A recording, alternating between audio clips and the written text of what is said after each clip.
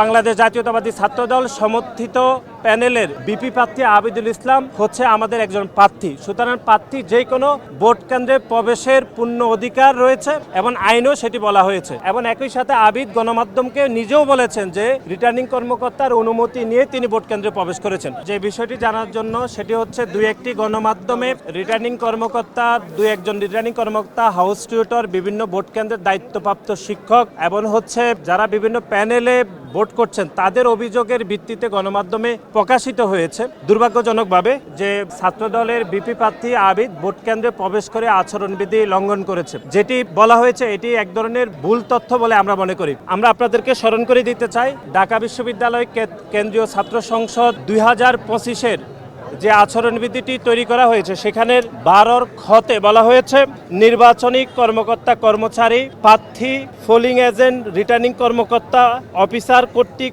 অনুমোদিত ব্যক্তি ব্যতীত অন্য কেউ ভোট কেন্দ্রে প্রবেশ করতে পারবে না। সুতরাং আমাদের বাংলাদেশ জাতীয়তাবাদী ছাত্রদল সমর্থিত প্যানেলের বিপি প্রার্থী আবিদুল ইসলাম হচ্ছে আমাদের একজন প্রার্থী। সুতরাং প্রার্থী যে কোনো ভোট কেন্দ্রে প্রবেশের পূর্ণ অধিকার রয়েছে এবং আইনও সেটি বলা হয়েছে। এবং একই সাথে আবিদ গণমাধ্যমকে নিজেও বলেছেন যে রিটার্নিং কর্মকর্তার অনুমতি নিয়ে তিনি ভোট কেন্দ্রে প্রবেশ করেছেন।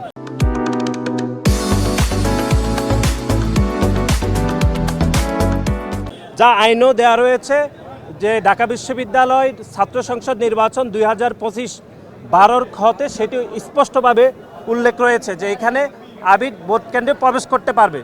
কিন্তু তারপরও আমরা দেখেছি যে বিভিন্ন দুই একটি গণমাধ্যম এবং বিশেষ করে শিবিরের প্যানেল থেকে বারবার অভিযোগ করা হয়েছে এবং দুর্ভাগ্যজনকভাবে ঢাকা বিশ্ববিদ্যালয়ের কিছু কর্মকর্তা যারা নির্বাচন পরিচালনা করছেন কিন্তু নির্বাচনের আচরণবিধি বিষয়ে তাদের ন্যূনতম জ্ঞান না পেয়েও তারা নির্বাচনের দায়িত্ব পালন করছেন। এটি আমাদেরকে ব্যাপকভাবে আমাদেরকে হতাশাগ্রস্ত করেছে যে অন্তত ঢাকা বিশ্ববিদ্যালয়ের মতো জায়গায় ঢাকা বিশ্ববিদ্যালয়ের মাননীয় শিক্ষকরা কেন আচরণবিধি পড়বেন না, এটি আমাদের কোনোভাবে বোধগম্য নয়।